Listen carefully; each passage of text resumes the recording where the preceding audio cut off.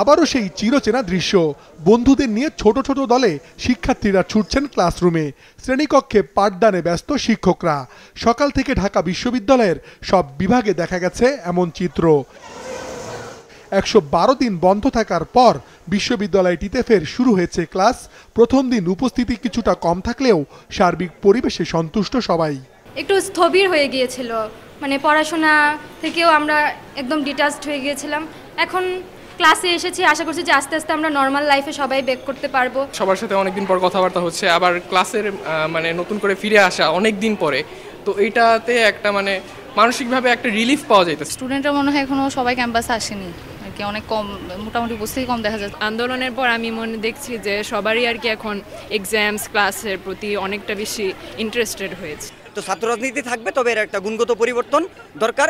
সার্বিক পরিবেশ আপাতত এখন পর্যন্ত মোটামুটি সুষ্ঠু পরিবেশ পাচ্ছি, আমরা সেফ ফিল করছি, কোনো সমস্যা নেই। ক্লাস শুরুর আগে বিশ্ববিদ্যালয়ের প্রশাসনিক ভবনের সামনে আন্দোলনে নিহতদের স্মরণে 1 মিনিট নীরবতা পালন করেন শিক্ষকরা। উপাচার্য জানিয়েছেন দীর্ঘ বিরতির কারণে সেশন জট এড়াতে নেওয়া হবে অতিরিক্ত ক্লাস। সে নতুন বাংলাদেশে প্রায় 112 দিন পর ঢাকা বিশ্ববিদ্যালয়ের একাডেমিক কার্যক্রম শুরু হলো।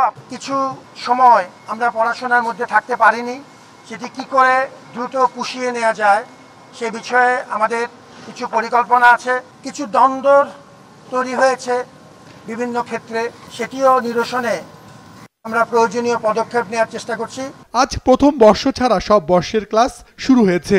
30শে সেপ্টেম্বর থেকে শুরু হবে ওই বর্ষের ক্লাস। গত 1 জুলাই সর্বজনীন পেনশন স্কিমে অন্তর্ভুক্তি বাতিলের দাবিতে শিক্ষকরা কর্মবিরতিতে গেলে বিশ্ববিদ্যালয়ের ক্লাস বন্ধ হয়ে যায়। পরে শিক্ষার্থীদের আন্দোলনের মধ্যে 17 জুলাই অনির্দিষ্টকালের জন্য বন্ধ হয় বিশ্ববিদ্যালয়। 6 আগস্ট থেকে হলগুলো খুললেও বন্ধ ছিল ক্লাস। মাশরুক রাহাত, মাছরাঙা সংবাদ, ঢাকা।